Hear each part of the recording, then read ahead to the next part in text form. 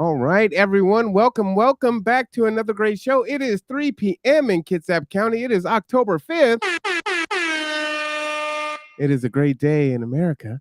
It's 64 degrees, and you know what time it is. It is the conversation with housing with BHA and KCR. KCR is not with us today, but we have two people from BHA, two very awesome people. So first coming up is Katie Sharp.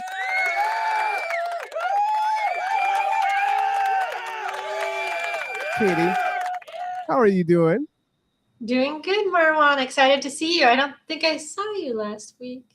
No, I think you were at a conference. Was it breakfast? I don't know. What It was all last? runs What the together. coalition meeting? I saw Co- you, but we didn't do a thing after. Is that what? No, Oh no, that that's was the right.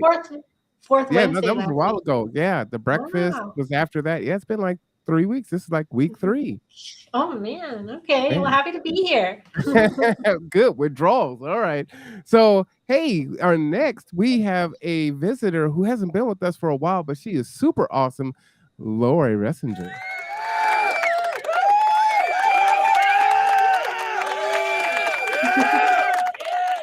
Lori, how are you doing today? I am excellent. Thank you for asking. Well, I am so glad that you are here. We've got a lot to talk about with the Bremerton Housing Authority, and definitely Lori has a lot of good stuff to share with you today. But I just got some news, and I don't know if you want to lead with that, Katie, but I think you should definitely share it. So let me see. The last couple days, four of us from Bremerton Housing Authority were at the Housing Washington Conference in Spokane. This was the first one since 2019, and it brings a lot of developers, investors, people just interested in affordable housing together into one place. It's like a 1.5 day conference, really good sessions. But at the ceremony, we received an award. It was called the Friend of Housing Award for Community Crisis Response. And we were one of 5 to win an award there that night. And there was, I think, 800 people registered for the conference. But we are super proud. And the great thing about this award is our board chair, Joan Hanton. She accepted the award with a nice 2-minute speech and really confirmed our relationships with our partners and how important our partnerships were to making this award possible. So what we won the award for was, first of all, the increase of the FMR calculations, or the fair market rent calculations, to make sure our subsidy holders had the money to pay for the current rents in Kitsap County. So increasing the buying power of our voucher holders. As well as our landlord liaison program, and making sure, like, reducing the barriers by getting landlords on understanding the program. And then our FYI program, which is getting foster youth vouchers for housing with supportive services. I'm trying to think of all the things, but in essence, we kind of took a unique approach to a community crisis response award application by saying, this is how we're trying to reduce barriers to solve the housing crisis here in Kitsap County. Well, let And me a give lot you of the horn. it would not be possible without our partners. And we're hoping to share that announcement here maybe tomorrow, or on our website, and sending our partners letters to let them know that they received the award too, not just us. Like, it feels like a real community-based award. So we're excited, and so that was exciting. That is huge. Let me give you another horn there. That is a big deal. Bremerton Housing Authority is awesome. You do a lot of good work, and you find unique ways to really deal with this really tough issue. So, yeah, kudos to your whole staff and your team. And, as you can see, folks have been coming on here week in and week out, and so you hear and see what they're doing, and very deserving of that award. So congratulations, Thank Bremerton you. Housing We Authority. definitely couldn't do it without you. I mean, all of you who like talk about housing and say, well, here's the questions. How do we answer these questions? And we're in a unique spot where we don't provide emergency service necessarily, but we see the need for housing when it comes down to all those people who are without a home right now. So how can we help? There's so many different ways that we can help. And then how do we partner with people who can help as well? So. Absolutely. So, Lori, any thoughts on this award that you have received? Oh, well, I mean, it's nice to be recognized, and I do hope the entire agency gets to feel the full appreciation, if that makes any sense. That way, everybody does something differently, and everybody brings their own skill sets and uniqueness. And a lot of people here in housing, especially, come and deal with part of their job is super stressful. So I do hope that, that they understand how vital they are as well. Absolutely. Oh man, that's awesome news. What a great way to start off the week. I love it. I love it. All right. So, well, while you're winning awards, the show is still going. So, what is new with the Bremerton Housing Authority? Because we didn't have a show last week or the week before that. So, what's happening? What are the Well, what updates? is new? Well, actually, tonight, Lori is presenting to a group of potential landlords. What would you What? call them, Lori? I call them like real estate investors, house flippers, Mhm. and potential landlords, and like people that may have connections to property managers as well. Wow. So, And where's that happening? Can you talk a little bit about that? Yeah, actually, that's what I want to talk Oh, about. So, okay. I thought you were gonna talk about something else. You came on with a whole bunch of tea. All right, go ahead, get your tea um, out, everyone. basically, I had and this is the kind of world that we live in with networking and how vital it is to appreciate partners, right? I got a call from somebody who didn't have a participant on the program. She was calling because she had a tenant that she was curious about Section 8 for. Even though it didn't work out, unfortunately, we got to talking, and she introduced me to this completely different. Like, there's a lot of groups that we're part of that we're familiar with, but there's a different group of people that I'm trying to make connections with. Real Estate Association of Puget Sound is this group. So what they do is they talk about investing and like I said, house flipping, just general things that have to do with being an owner and then trying to find good tenants. So I think it's a perfect opportunity for us to go and dispel some of the myths, have some fun with maybe learning a few new things. I'm tried my best to keep everything informationally as relevant as possible to landlords. So to appeal to that audience. I'm really excited because everyone, we've attended a meeting before and had a really great time there too. But the most important thing I want to impress upon people is without landlords, we would not be able to provide affordable housing to over 1,000 voucher holders. So we need to do everything in our power to make this program as easy to navigate as possible, while of course still being in compliance. We have to do that. But when we can talk, when I'm going to talk about, here's like when we talk about identifying barriers, here's a barrier, here's how I can help.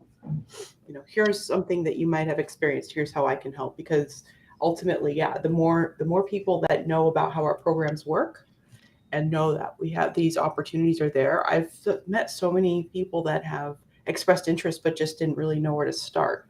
So I'm really excited to also start that conversation. So real quick, I'm just going to go very briefly. I'm going to be talking about frequently asked questions. I'm going to Oh, be yeah. talking about who are BHA's households, right? Like we kind of we talk about them, but we don't talk about that, give them a face. And so I wanted to basically make them a little more familiar with who we actually help and serve and who they do as well. I want to talk a little bit about inspections because that's a big one that I get a lot. And I'm going to talk about program processes and benefits of working with Section 8. And then we're going to have a really cool trivia and prizes section at the very end. So hopefully they pay attention so they can win a cool prize. And then I'm going to actually talk a little bit about the Ready to Rent program that I'm currently doing, because I would definitely see a landlord interested. I have heard landlords that say they would be interested in hearing or, renting to a tenant who's attended those kinds of renters readiness training programs. So a lot of stuff, but I just, like I said, I want to dispel a lot of there's just a lot of question marks around this program. I love that you mentioned, Lori, the where do I start? That was one of the things that you said you'll go over. It's like, I want to be part of it. Where do I start? And a lot of times, without outreach, the landlords really only hear about us if a tenant applied for their unit, got approved for the unit, and then brought in the RFTA, which is the request for tenancy approval that we give them during orientation. Is that correct, Lori? Yeah. So that's their first interaction to even knowing about the program is if when a tenant makes it all the way through the approval process. And then they're like, okay, we want you to rent our unit. And then they realize, like, a lot of times they're going to know beforehand that it's Section 8, but they're not really going to know how to interact with us until that point. And so this outreach is so important because landlords can reach out to us and say, hey, I have this unit available. We don't have these. We can just distribute it at least. And maybe before it gets listed on a public site, we might have some options there. Again, it's important to get others aware that there may be barriers even to applying or screening, that we can say, wait a minute, this is going to give them the best chance. So. Yeah, I know that in a little over a year I've been here, I've been kind of mentally keeping track of all the questions.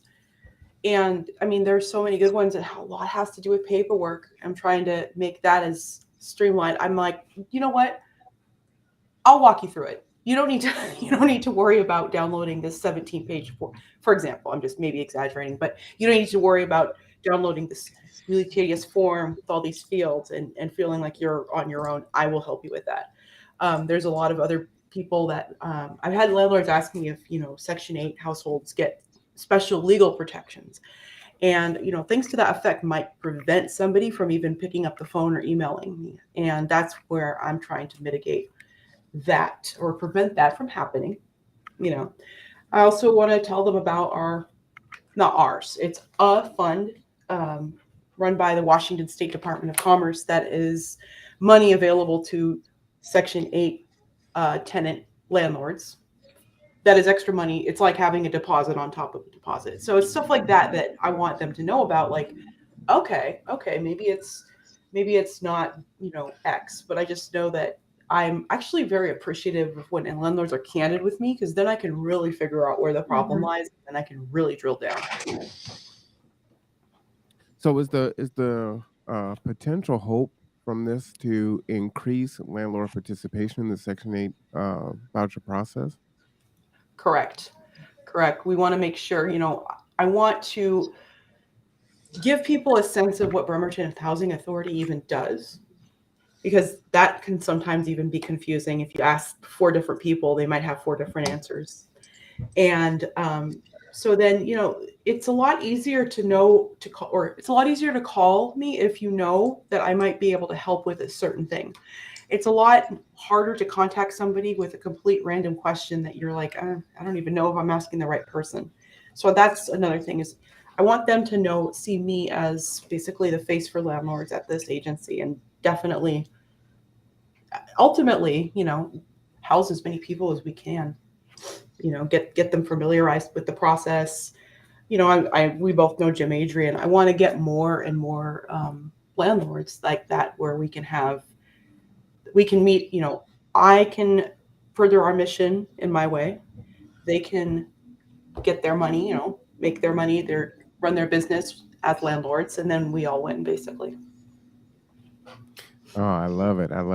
This is so important. Is this something that you do often with landlords, or is this new? Or That's I am trying to put myself out there and go to as many events as possible. So I do plan on doing this more and more as I have oh, the awesome. opportunities to. Yeah, exactly. Because it's just anytime I can get in front of a group of landlords, and I'm all about that. Isn't that how you met Marwan, actually? Like thinking back to the original podcast? The Is it? original in-person Oh, at the podcast? yes, Oh, yeah, it sure was. yes, yes, yes, yes. Oh my gosh, Katie, you have a really good memory. I wasn't even there. No, But no, she knows everything. No, that is a true story. That is when we first met, and look at this. It just kind of blossoms I and think it you were 2 grows. days into your job or something, Yep, Lori. second She was day. like 2 days into The her new second job. day, Mhm. And you really I do had, have a good memory. yeah. No, I remember it was my second day because I was like, okay. I had no idea I didn't know what to expect. I'll just say that.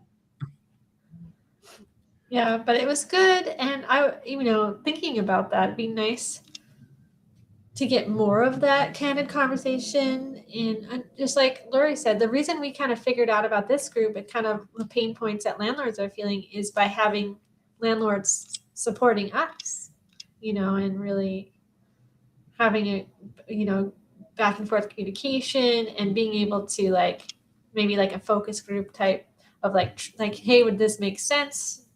Because that's the biggest thing is we talk in requirements speak all the time, right? We know how it's just like the FMRs, fair market rents. When somebody heard fair market rents were increasing, they got a little why would you increase the rents? It's no, it's just a calculation HUD uses. It's a good thing. But we get so caught up in that we really need that perspective. And I think it's helpful to think about, where do I start? Basic questions. How about things like, so if they don't pay, you're going to pay me, right? So if the tenant doesn't pay their portion of the rent, you're going to pay me, right? And it's no. But as much as we could say that in our technical, the way we talk with technical requirements, they might not hear that. They might still hear well, you want me on this program, so you're going to help me. You're going to cover down on this, right? So it's just so good to keep talking about it and keep thinking how they're trying to run a business, So. Right. Well, and there's a lot Yeah. of preconceived notions too, right? So, landlords talk to other landlords and there's that one bad experience, and you know how customer service is. You're good, bad news travels 10 times as fast as good news. So you don't talk about the great tenant, you talk about the one bad tenant. And it's no, I don't want any parts of that. And it's no, that's just one example, one situation. It's Right. not typically like that, or the program wouldn't work, right? I've gotten earfuls about those exact experiences, and I really tried because I understand when if you go to a restaurant and you get they mess up your order or something goes wrong, you're more likely to go on Google and give a bad review than if you go into a restaurant and if everything goes great. So yeah, and that's where I try to talk to people about, or landlords about, the importance of screening and clear up any misconceptions about BHA, because we don't screen for tenancy.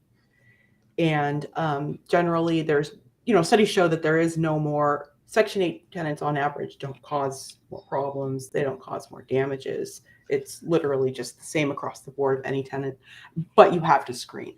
So it's stuff like that where I've heard people that, they've asked me well, I thought you would take care of that. And I'm no, I'm so sorry. So I have to meet people where they're at and understand where they're coming from. And that's a big thing too, is that I'm trying my hardest to keep looking at it from fresh eyes.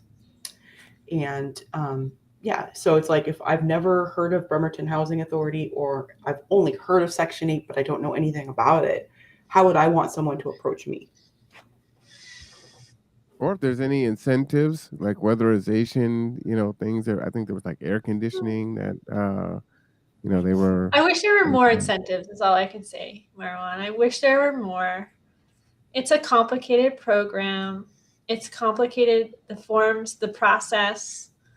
A lot of things we can't control. It's not easy, and we acknowledge that. So that's why I think that one thing that's really important is this point of contact through Lori. Like, Right. if I have a question, I can get it answered right away. And I think we needed to keep maintaining that. Is everybody's on a time and everybody's on a schedule, and they want to turn a unit. So how can we support them so that they feel like they're supported and they don't have to turn the unit right away, and they can learn a little bit before doing that. So. Well, and it's a relationship, right? So not only is Lori sharing out information, but she's also able to hear from the landlords on what their concerns are, if there's any patterns that need to be addressed, right? If someone does move out, you do want to get another tenant in as soon as possible, because that's passive income that they're losing out until it's turned over and then a new tenant is in there. So how can I streamline that so I'm not losing money every single day? Exactly. That's a big conversation that's several conversations that have happened over the time since I've started, because I'm in a spot where I'm like, we have to remember, I think we all acknowledge it, but in the day to day, sometimes it's harder to remind yourself of that. But yeah, the second that somebody starts losing money, it's really hard to appeal to that person after that, because they're like, that's their bottom line. Right. And so when I talk about like speaking landlords' languages, I come to that with fully, like, the first is that's their priority is my priority. Because yeah, I know landlords. I know a landlord just recently told me he can post one listing, get 15 calls the first day. So, that's the kind of market we're dealing with. So we want to make sure that, we offer this like superior customer service, and that one person, instead of having this headache of trying to find, like, okay, who do I need to talk to now? I can't remember, what they didn't get back to me after a week. Those are really frustrating, and those are our first impression, right? They're done after that. If they don't have a good interaction with us the first time, they're done. I mean, there's no reason to push it. Yeah, and then our processes. Yeah. Sorry. Sure. I said, especially when the market is skewed, it's like I could go with the Section 8 person that I'm not really clear on, but like I said, I got 15 calls in the first few hours, so I'm just gonna go with this person here. Oh, you got your job in the shipyard. It's I feel confident in that, right? I've got this kind of built-in preconceived bias on who's gonna be able to pay, and I think that those who are open-minded, those who really see the lack of affordable housing in the community and they want to help, this is those who we're trying to reach right now, because this is the opportunity to support that, but not make your rents ridiculously low, and we don't want that either. Right. This is the chance to actually support the community in that way. It just takes a little time in the beginning. So let me ask a question. I share often that I am terrified that as we deal with inflation and all the other things that are happening here, that rent is going to become more unaffordable. We're going to see homelessness continue to increase and evictions increase. This is how I feel. And as such, is there a program or is there any kind of conversation around, okay, so if you have a property, you can be eligible for Section 8, but kind of like foster care, if you take in a foster child, you can get a subsidy for that. Could you bring in an individual or a family into your own house that you're living in and qualify for Section 8? Maybe not at the same rate, but at a prorated rate because it's your own residence. Is there any conversation centered around that? Any kind of talk in Olympia or federally, or is there something like that that already exists? Do you guys know? Not to my knowledge. So let me clarify. So we're talking about somebody like a family member or relative, or no, friend? Just like a complete stranger. Let's say, okay, so I own my home and I've got, 2 spare bedrooms. I'm an empty nester. And it's like, you know what? I could take a family with one child and they can take the other 2 bedrooms and let me take that Section 8 voucher that helps me to pay my mortgage and also houses a family under the same roof, right? Because there's not enough units to house everyone in the first place. And even if there were, they're not affordable. So we had to think of different ways to house everyone. Does that make sense? Yeah, unfortunately, I don't know about any programs directly related to that, but I That's just in my peripheral. I agree. I worldview. don't know if that's being talked about. I mean, I like how you compare to the foster program because you get a subsidy if you sign up and you say I want one, and then what an interesting like a program that you We're could. your host family for international students, right? I mean, it's kind Yeah. of the same thing, right? It's using what already works that we've been doing for decades and just applying it into some other I avenues. think the hard thing is like Section 8 is a permanent subsidy. And ultimately, once you get a voucher, you get a voucher until you don't qualify for the voucher anymore, and so it just takes a long time because it's all based on a list. And like the people who have one, it's not like you get to be like, here, the one, like I made really good friends with this person on the street and I want to put them in my home. It doesn't balance, right? Like the people with the Section 8 voucher at the right time would also be that person that doesn't have a home. Like it'd be great if it was, but it just because of the process of how people get vouchers, I don't know if that would ever work right now. But I like your idea of policy change on that. Yeah, there'd Well, be so and many that's conversations that we could have about, man. I wish, Yeah. you know what I'm saying? Like there are so many things that we would love to do. Yeah. Anyway, what are you and it saying? may not solve the entire problem, and maybe it's not even Section 8 that's used that way. Maybe there's a subsidy to bring people into a dwelling and subsidize it. When you think about COVID and people couldn't pay their mortgage, they couldn't pay their rent. If they were getting that, that assistance there, then that person stays housed. They can continue to pay. They're sheltering someone else, and then if their voucher comes available, then they can move on. Or if it works out to where, hey, you know what, I've been living here for 6 months, we've kind of created our own community here, and I'm just going to use the voucher and stay here, that'd be fantastic. I love your positivity, Marwan. That's very optimistic. I want to see how many people would be interested in that, like just to see, like if this program existed, would you be interested in it? I would do it. Yeah. Absolutely. Yeah, and then Katie mentioned too the whole waitlist process. That's something also a lot of people off the street don't know. Like a landlord just off the street would not be able to speak to it all, and it's all the work that goes into even getting that voucher to begin with. Right. I think a good example of that is somebody could know that they're in the process of receiving a voucher, but they haven't submitted all their paperwork. So because they're in the process of receiving one, that they go to a landlord and says, oh yeah, I have a voucher.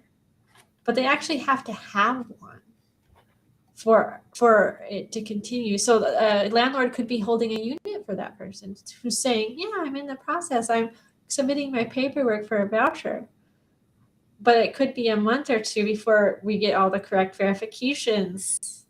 And then the landlord's like, well, they told me, and you must be lying to them because they told me that they get a voucher. And it's like, then we have to, like, that turns the landlords off of the program too, because they want to help. They're like, this person came to me and they're getting a voucher and this is exciting. But then they end up waiting for a couple of weeks to a month. And it really wasn't real until they got the voucher.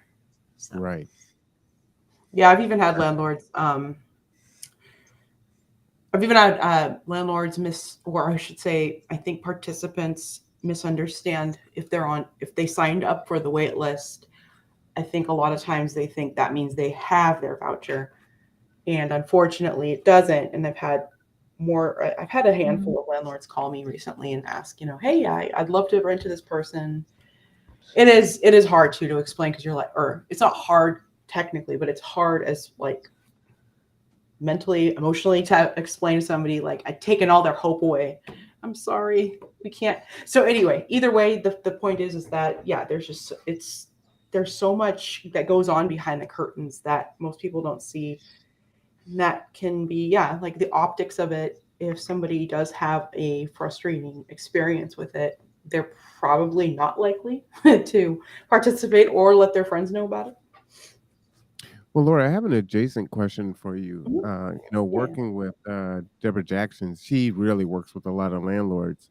And she says that, a few of them have gotten turned off from the eviction assistance program and not getting, their funds in a timely manner. Are you having any of those conversations, or will you think you might field some of those questions to try to destigmatize, how the process works? Is like, again, the tenant isn't lying. It takes time, and it's a process to kind of restore those relationships. Because I know Deborah shared she's done a lot of work, and reassuring landlords and trying to explain the process. That's actually, I would love to talk to her about that too, because I'm not as familiar with that program as I could be. I know it's administered by in a different department at BHA. So yeah, I would love to know more. And I mean, that does make sense, especially if there's a rent payment that is not coming when they were told it would be. I can imagine that being incredibly frustrating for somebody. So, but yeah, next time I talk to her, I will ask her about that. That's good I information to think, have. and it's just, everyone gets information a different way. So the landlord has information from the tenant gets the information, and they're optimistic, saying, "Hey, no, the money's coming." Like you said, vouchers in hand. And it's like, okay, Mhm. what does that actually mean? It's kind of like telephone game, isn't it? And because it's so complicated, there's absolutely no way to make it consistent. Maybe handouts, maybe like specifically those who help those who are shopping for vouchers coming to the orientation where we try to explain the program, just to kind of fill in those gaps. Because it's a good opportunity to, again, we know the Section 8 program, but on this podcast, people tuning in, like the Section 8 program is the actual voucher, like receiving the voucher is the middle part of it. It's not like a winning ticket. It's not like it's done after that. It's like, so they're getting on the wait list only when it's open, waiting till you get to the top of the wait list to be called. Then we go through a separate verification process and eligibility where even if you got on the wait list, we never verified if you were eligible for the program. So we have to verify you're eligible through income checks and things like that. Then we have to get this paperwork and the pay stubs and all these things from you to verify this, make some third-party calls. Finally, we get you into an orientation where we explain the program, give you all the forms that you need, and give you, it is a voucher, like it's a HUD, it's a federal form called the voucher, and it has the amount on it. But again, Lori can speak to this. The voucher is just the max we can pay. But there's also this affordability worksheet where the unit actually has to be affordable for them to, it is so complicated. Anybody's eyes, I'm not kidding. My eyes glaze over when I first try to learn about it. I'm like, huh? So if that was my reaction, I can only imagine. Most people walk away with nothing, and they're, informational wise. And it's funny. Kate brings this up. Orientation is something else I'm looking at, because the dissemination of our information, I'm trying to streamline it a bit more to make it so it is less confusing, and make it so somebody who is shopping knows exactly what point of the process they're at, knows what questions to ask the landlord, and if knows to tell the landlord to call me if they have questions, things to that effect. I don't want to basically throw an entire book at them saying, like, memorize all of this knowledge. I want to give them a little toolbox where they can go and find something later. I think that's going to be my goal within the next year, is really reshaping how we disseminate information to our people that we issue vouchers to, which in turn will help them. So Yeah, it's so important. Yeah, that is critical. Well, I hope that is a super success this evening. Are you expecting a pretty nice turnout tonight? It was a pretty good turnout last time. Yeah.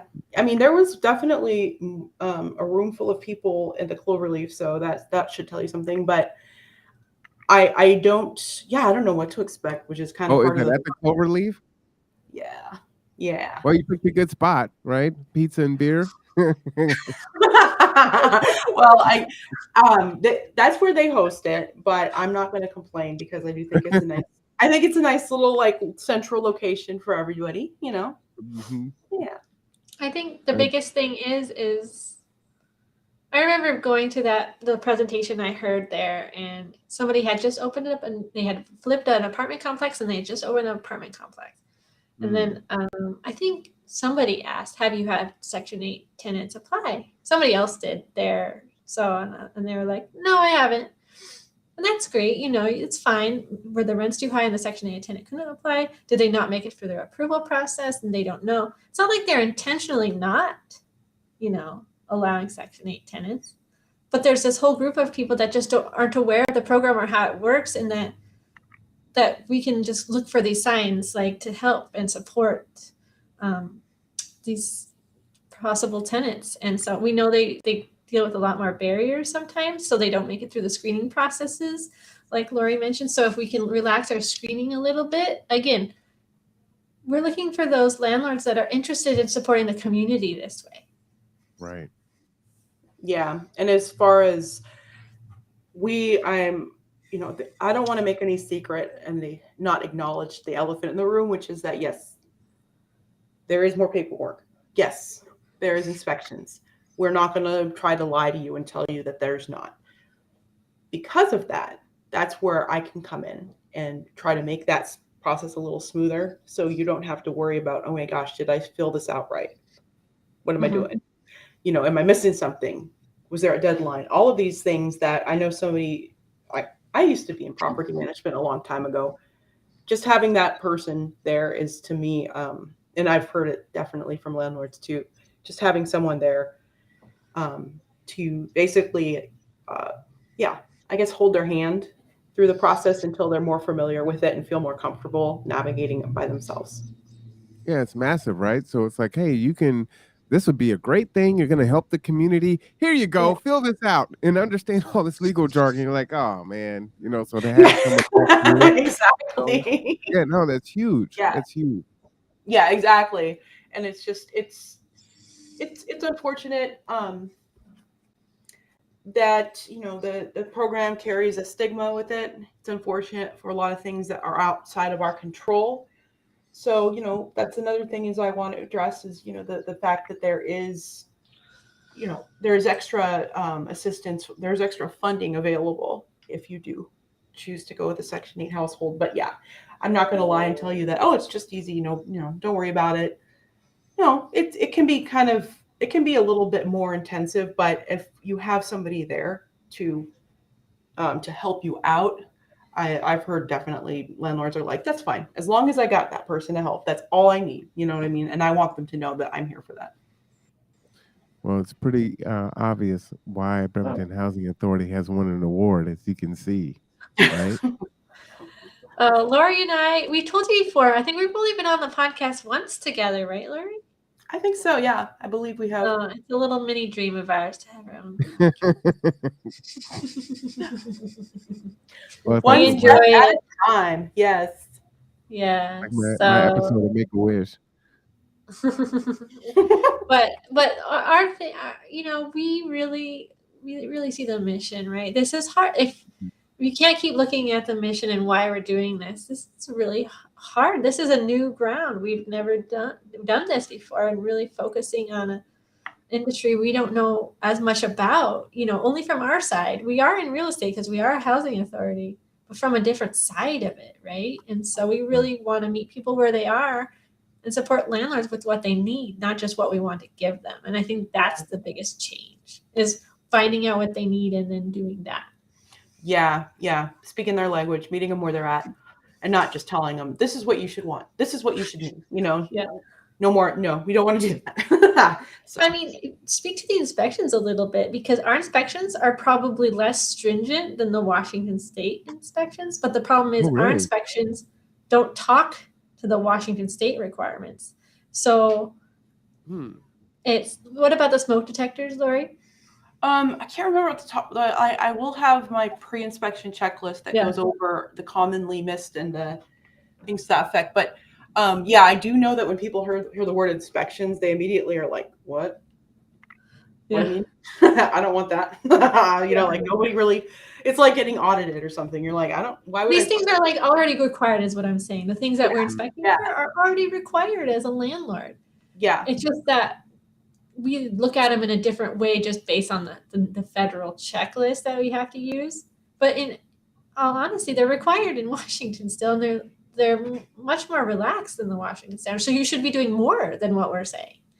Right. Yeah. It is just health and safety. It is not anything to do with if you haven't remodeled, that's fine. As long as things are safe and, the unit is acceptable health standards, we generally are, especially our inspectors too, are really easy to work with, and they are always willing to see, hey, okay, here's what we need, but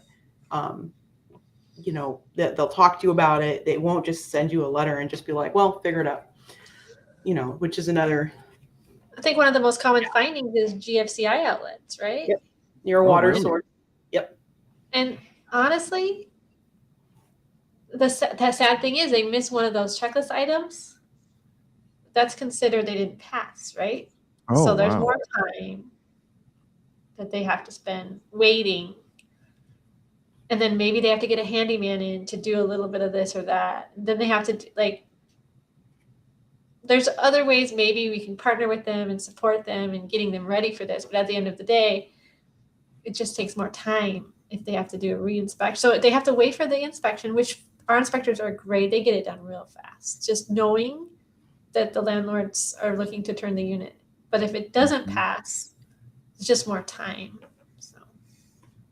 Yeah, I'm generally trying to see it like if I was a landlord, that's, I guess you put yourself in someone's shoes, and the inspection process, like it is. I still have more information I want to gather. I still want to talk to more landlords, but yeah, I've definitely seen the inspection process being seen in a certain way when it's not as bad, but I want to know how to communicate that in a way where they feel reassured. Because yes, if they don't quote unquote pass, then that means that we have to have them correct something, and then we have to come out to reinspect. But I also want to, reassure them that our inspectors are amazing and they are on top of it. Yeah.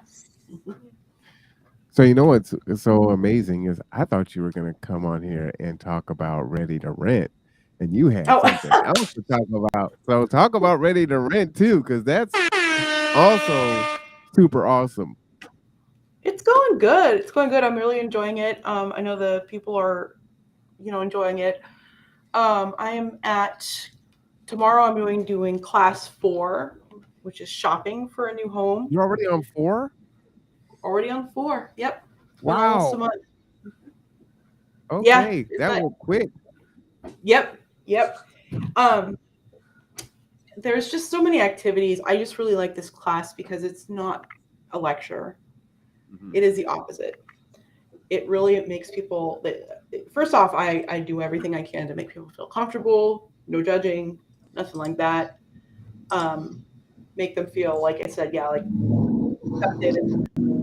That way they don't feel like they're not distracted by worrying about maybe feeling self-conscious or anything like that. But the activities part is the part that I'm really passionate about, because that's when you see things click.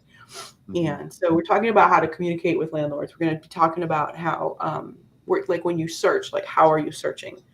Where are you putting your time, energy, and your focus? A lot of the things that I've seen here in my time since I started with our participants are going to go into tomorrow, based off of, on top of the curriculum I have to administer. There's just so many times where people don't know where to start. It's so overwhelming. So this will help at least give them a bit of it's more like making a list, right? You can check each thing off instead of just having this huge paragraph in your mind, all these words, floating around. You don't really know which one to pick and to go with. So we're talking about location, we're talking about wants and needs. We're just talking about all these things that'll make it easier for them to really, like I said, focus their time and energy so there's no more losing steam. And then, talking about how meeting a landlord is kind of like a job interview. You want to come there and make that good impression and ask good questions and be engaging and, um, explain that you would like to rent the unit for whatever reason. And if you have barriers with credit, rental history, anything like that, like how do you approach that subject? Right. Definitely, we know that it is just not okay and it's not going to work 90% or more of the time to not mention that you have an issue like a barrier. So I like to think of it as getting ahead of it, helping people get ahead of things like that they might be nervous about. Because landlords I've seen definitely have flexibility when you're upfront and transparent with them. But generally, yeah, tomorrow's class is basically about confidence. We've been working on finances. We've been working on um, figuring out your wants and your needs. We've been working on collecting resources and deciding what kind of resources are you needing and correct and then adding things to our personal contracts, which we are going to have all completed by the end of the session. Ooh, By the what's end a of personal contract? It's basically you're committing to getting these things completed. And so if you Nice. decide, if you write, like one of the examples is collect all your rental application information. So you do that, you know what I mean? Like you take it with you when you apply.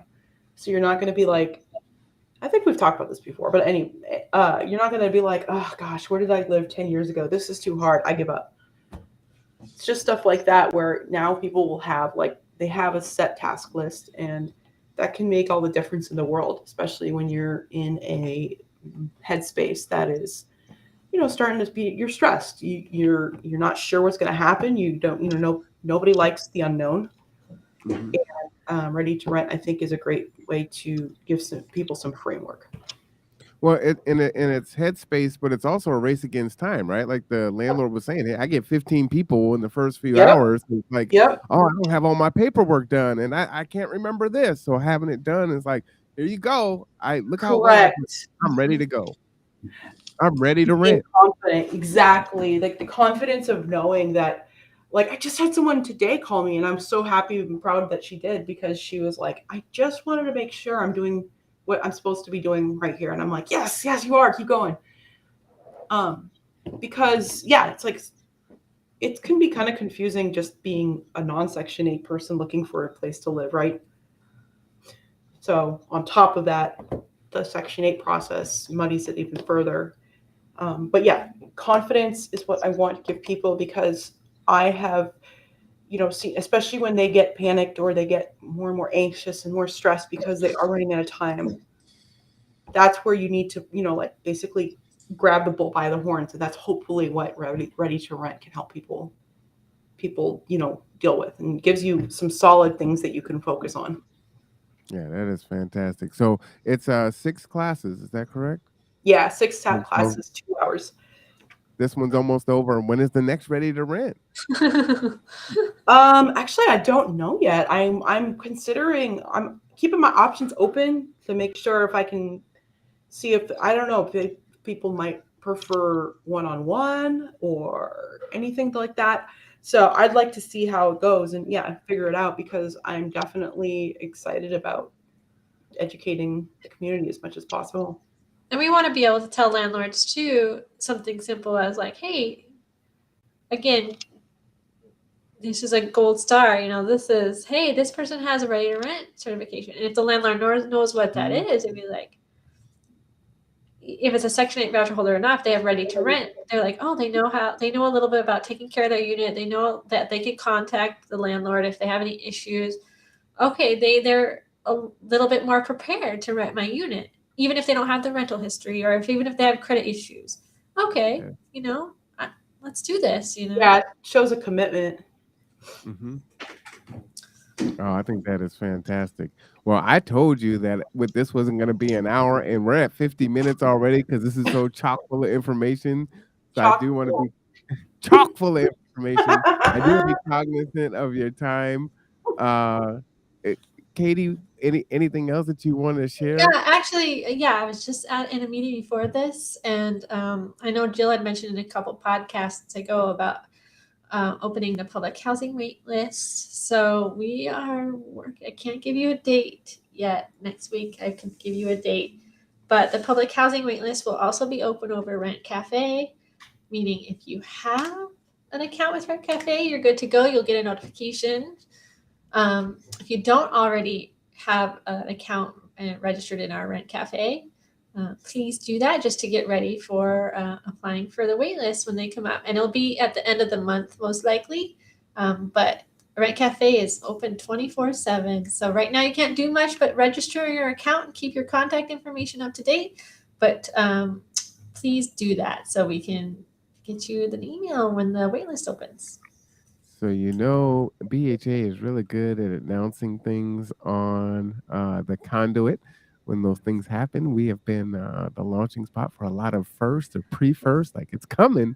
So I'm just gonna go ahead and put that website on there: www.bremertonhousing.org/rent cafe. Thanks, Marwan. But that's my only other announcement other than fun stuff's happening, fun stuff's in the works. Good work is in the works, let's say, too. And we're just trying to, overcome lots of barriers and always active in that effort for sure.